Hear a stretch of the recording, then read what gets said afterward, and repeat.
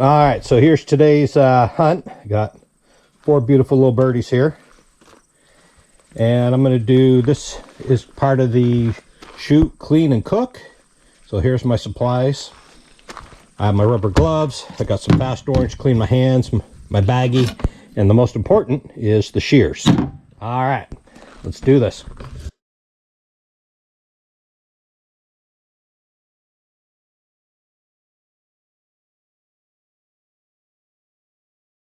You've heard me before in one of my prior videos on cleaning.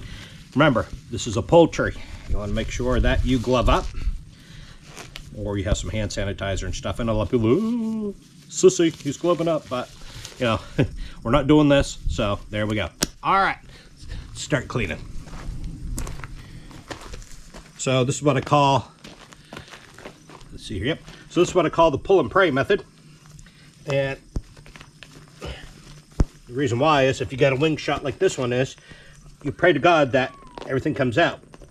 All right, look at that. So you step on the wings, pull up on the legs, and usually that will clean everything right out. As you can see, look at those feathers. Absolutely gorgeous birds, huh? Pitch it off the road. Please don't leave your carcasses in the middle of the road.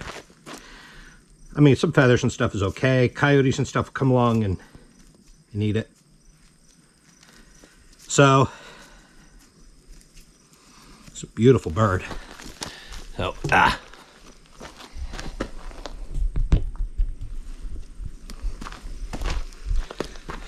So, it's a beautiful bird. Got a couple pellets in the breast, but one went through and through. This is the one I hit with the 22.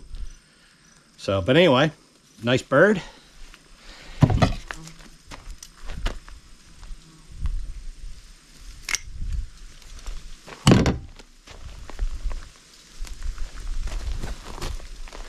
So, got breast number 1. All right. Yeah, this one. This is where pull and pray fails. Yep. So the pull and pray method failed here. So I'm going to do is, I'm going to just grab the feathers, rip it off. Grab by the neck, pull that back. Same concept. Heave it into the woods, pick off any feathers that are there. Look at that. Bam. Get up the little heart. Little heart. All right.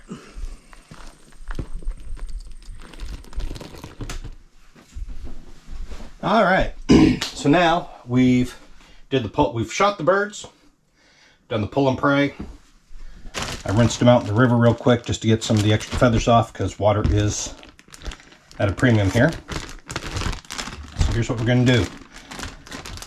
Alright, we're going to pick a good one because that one's a mangled mess. Alright, so now we got a partridge, ruffed grouse, whatever you want to call it. That's up to you. Make sure you get a good sharp blade. Now what I do is, there's a line right here where the fat is and where the breastbone is. I'll go right to the right of it.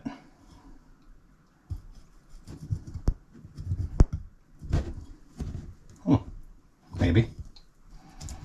And we'll push down because I want this cut down as far as it will go. Spin it. There's a tendon right in there. See that? You want to cut that. Now there's a bone right here. I like this. I put the knife right under there.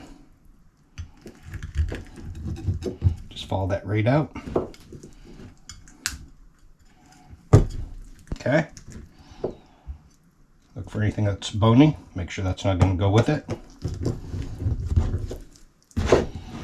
Come over here. Cut a nice chunk, and there you go. One piece of breast.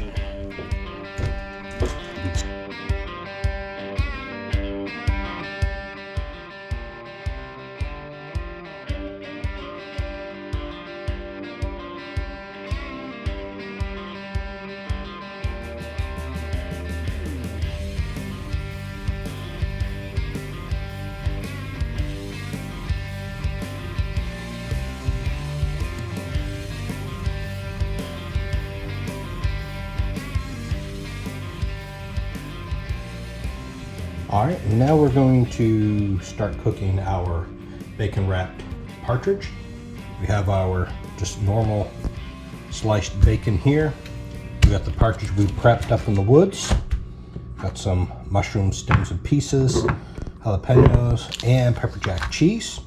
So first off, what we're going to do is we're going to go ahead and pre-cook the bacon a little bit. That way, this seems to be what takes the longest to cook.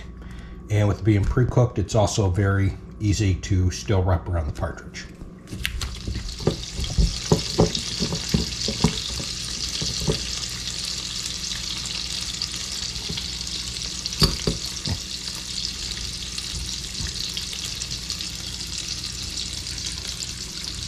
Some of these partridge breasts are huge. I'm like, wow, that's a lot of meat on these.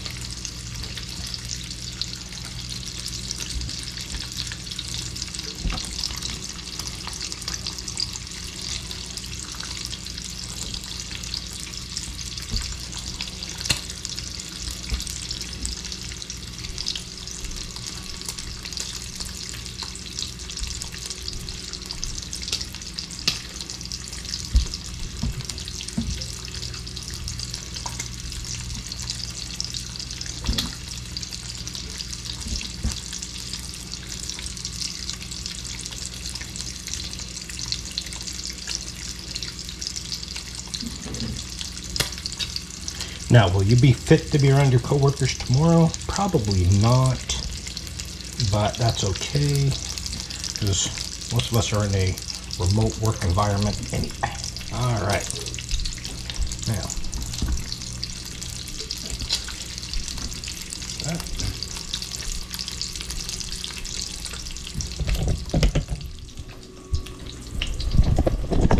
all right, so that's what it looks like. We are ready to go. See you in 20 minutes. There we go. So these are cooking nicely. As you can see, the cheese is melting. The bacon is still crispy. I'm drooling. So yeah, not much longer to go. Have it. Bacon wrapped partridge. And the mushrooms, the pepper jack cheese, and the jalapeños cooked to hopefully what I think is perfection. All right.